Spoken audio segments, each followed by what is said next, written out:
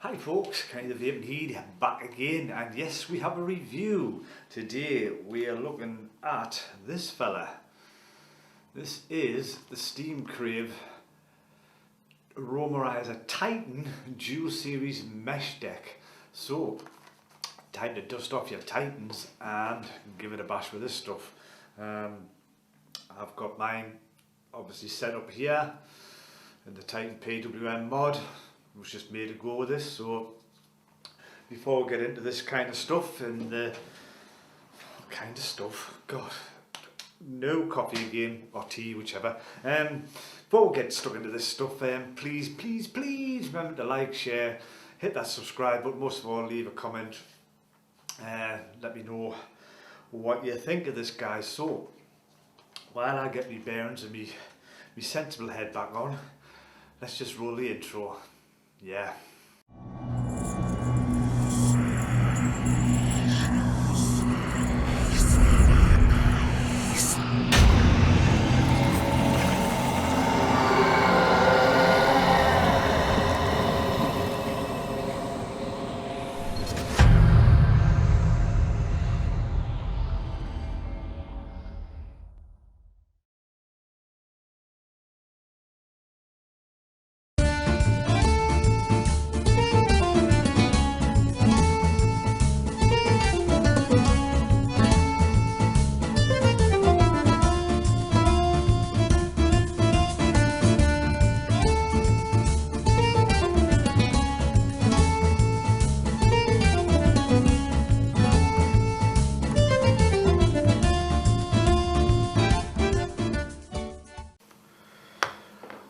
Right folks, here we are down at the table, ready to build on this mesh deck. I'm going to be using the Canthal, I don't know if you can see that there. I'm going to be using the two Canthals.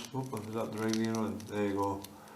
I'm going to be using the two Canthal mesh strips, which they're coming up 0.150 and the Vaping 180 to 160 watts, so that's what we're going to be using. Got my little tool here. Basically all you do is you just put the mesh on, bend it round, give it a bit of a roll, and you get another little half moon like so. We'll drop that one down, do the next one, same again, put it on, give it a little roll, and there you have it. There's your little half moons. We'll put that to one side now. Now I need a Phillips driver, which could be this fella, to unloosen these clamps. So I'll just try and zoom her in a bit so you can see me make a total mess of this. But there you have it. So we're roughly about there. So I'm going to loosen them all off first, which is the most obvious thing. Back them off, back them off, back them off. Behind camera there you go, back them off. Make sure they all slide open type of thing. And you get your first mesh. Basically, I'm sorry if I'm blocking it with my hands, but basically what you do is just drop it in. Start screwing that in a bit. Just make sure it's nice and level. Just going to give that a little nip just till I get it located. Same that one, the tiniest bit of weight, and when you get it in, just give it that final nip, again, final nip, and you should end up with something like that. Yeah, we'll do the other side now. Again, just drop this fella in.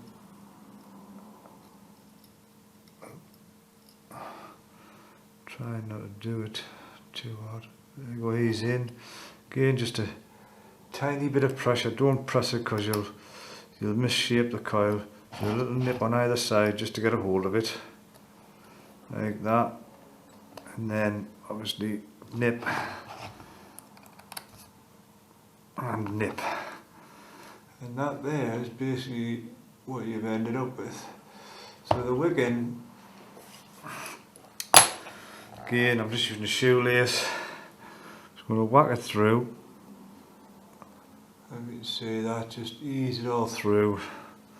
There's a damn lot of cotton here, like, I'm just trying to see if I can get a hold of it without, I've got no bloody, there you go. Sorry about that folks, but just pull that through, pull it back and forth a bit, let it settle. Now, I recommend you just curl it on the end here, on line with the tank, so that's exactly what I'm going to do. It's very thick, this cotton as well. What I'm going to do is going to get some tweezers and basically fluff this big fella out a bit, get rid of that cut mark. It's similar to the usual steam crave stuff. What you want to do is you want to dam up that hole. I'll actually thin it out a bit as well if I can. Let's give it a little bit of a light rake just to give it a bit of a, and then just like so. And all you do is just tuck it in from the bottom like so, just tuck it in. Just let it grab it, just let it lay itself in like so. That is job pretty much done. Just keep it slightly above the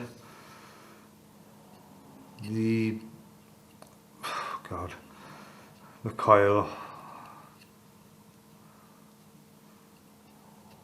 All you do is just sitting that in. You don't want to force this in. Just want to sit it in.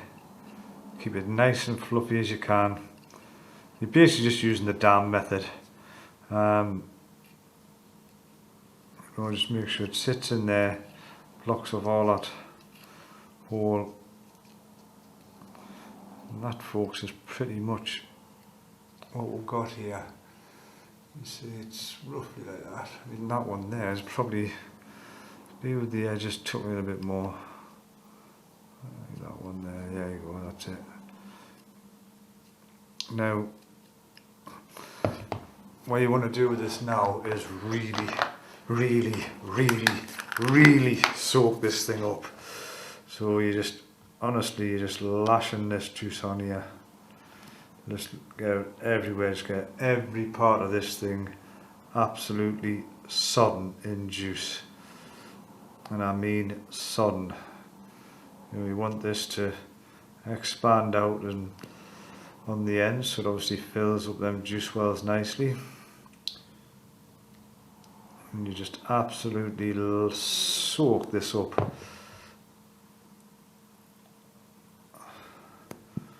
Again, you just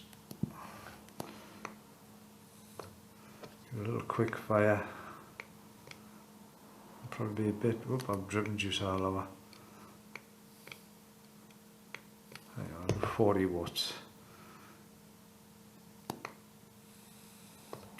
Get that absolutely dripping.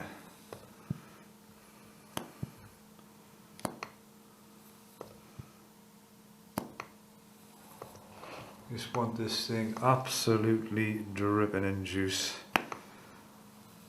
I see that's pretty good there. So what we'll do, we'll screw the tank on, fill it up with juice, we'll get back up top, and we'll have a blast on it there.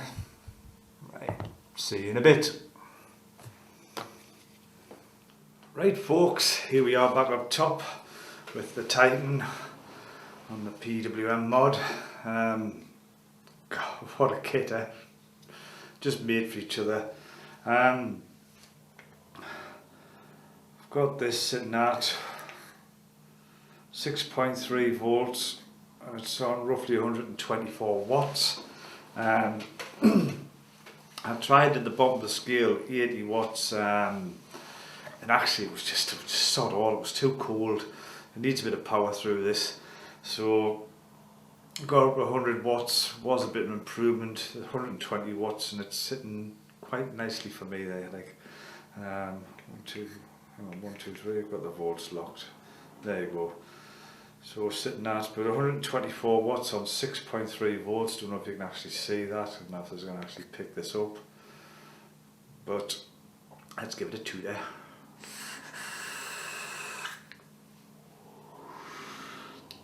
Jesus.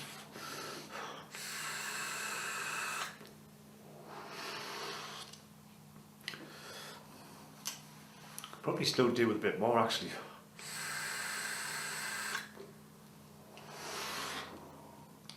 I'll turn a bit more.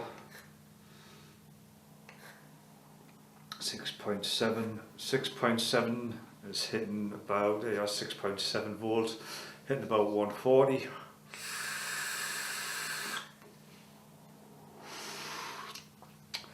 That's just nice there for me now.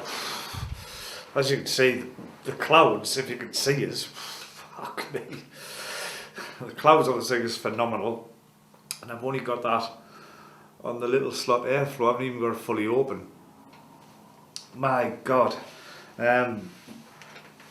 First things first, well, I'd like to apologise for being an idiot. On the build, have I got to show you to put the airflow ring on top before you assemble it? I did do it, but I didn't do it on camera, I forgot to show you, so remember to just put that airflow ring on and you'll be fine. But yeah, fucking hell. Whew. Mesh coils for me have always been a bit of a worrying thing. If you've ever been like me and getting a dry hit off one of them things, my God, it hurts. I mean, it hurts. I mean, you're looking hands and knees job and all the insides of whatever you've got down here are trying to come out your throat. It's really bad. Very hot, very burny. 10 times, if not 100 times worse, or even 1,000 times worse than off a normal set of your usual round coils. You know, it is absolutely, oh no, gut wrenching. So that's kind of why I've never really been a fan of mesh on rebuildables, you know, on the likes of the blinging, the Doom and all that stuff, you know, they've never, you know, you've always got that thing in the back of your head, is this going to work, am I going to get burnt to death here? And plus, like, obviously, with single mesh coils and them kind of builds, you know, it's very low wattage vapes as well. Highest I've vaped on them is from 65, 70 watts. I usually average around about 55 watts, you know, very low wattage, which is fine if it's something you like, but you know, I do like a slightly warmer vape, so for me they just weren't a thing. So when this fella came along, I was a bit sceptical, you know, like, bloody hell, it's bad enough getting a dry hit on one, then with two, but obviously with it being a series deck, it doubles the resistance. These coils were 0.15 and I think on this they are coming out at 0.32, so they're pretty close, you know, they're not far away. It does make a huge difference on that tank, on that Titan. The flavour has just gone up another notch. I mean, it's still not mind-blowing flavour, you know, it's a big, huge bruiser of a tank, you know. With those size tanks, you do lose a little bit of flavour, you know, they're basically just fucking cloud chugging machines. But even with that, with a normal set of coils in, it's still got pretty decent flavour, you know. I mean, some of the other ones are just cloud chuggers and they've got no flavour. So, like I say, it's kind of like up to the level, you know, and the flavour is good off it. And the, well, I don't know if you can see this now, if I took a couple of toots and the cloud job was unbelievable. For me, who's tried a couple of mesh decks in the past, that for me is the best one out there at the moment.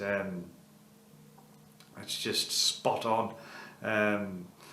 You can't push it higher than 160 watts. I've seen people vape at 180 watts. I mean, how they can do that, I never know. But for me, round about the 130, 140 watt mark is comfortable for me. Anything more than that gets a bit toasty for me, but yeah, it's definitely a big improvement on the Titan. So I would definitely get it out, dust it down, and whack one of these decks in. It is a different vaping experience. And touch wood, up to now, I've had no dry hits. I've had a couple of chains on it, very nervously, but I haven't had a dry hit yet. So I'm hoping that will continue. But yeah, I'm babbling on a bit now, so recommend it, definitely. You know, want to rejuvenate your Titan, by all means try this deck in it. You will be impressed. I was very impressed with it. So for now, folks, I think I'll leave it at that. So I've been Kenny, the Vaping Heed. Stay safe, vape safe, and I'll see you all very soon in the next one. Yeah, bye now.